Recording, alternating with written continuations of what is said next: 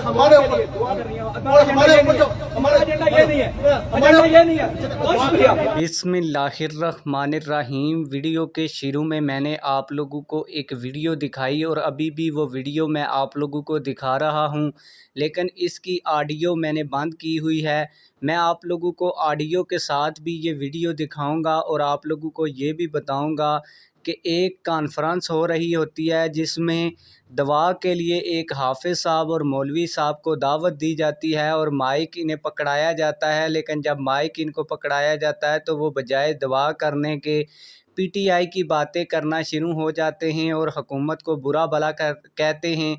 इसके बाद एक शख्स स्टेज के ऊपर खड़ा होता है और वो उनसे माइक छीन लेता है और कहता है कि ये सियासी जलसा नहीं हो रहा, हम आपको सियासी गुफ्तगू यहाँ करने नहीं देंगे।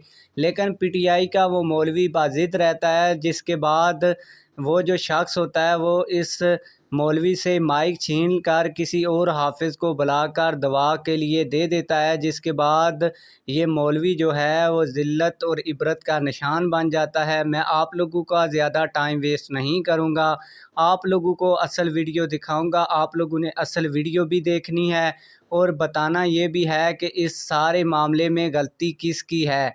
तो आइए वीडियो देखते हैं। साहब से मुद्दे सुन रहे हैं। अल्हम्दुलिल्लाह रब्बिल आलमीन वल आक़िबतु लिल मुत्तक़ीन वस्सलातु वस्सलामु अला रसूलिल करीम अम्मा बाद फ़ौज़ु बिल्लाहि मिनश शैतानिर रजीम बिस्मिल्लाहिर्रहमानिर्रहीम। दुआ से पहले थोड़ा सा मैं एक पैगाम देना चाहता हूँ, क्योंकि हम उस पार्टी से तल्लुक़ रखते हैं कि जो 2021 में हमने बल्ले के निशान पे असेंबली में भेजे थे, आज उन्होंने जिसकी वजह से हम महरूमियों का शिकार हैं, उन्होंने रात के 3 बजे उन्हें उठा के इस कठपुतली हुकूमत को बनाने में उनका किरदार है। और हमारे ऊपर जो हमारा एजेंडा ये नहीं है, एजेंडा ये नहीं है। बहुत शुक्रिया।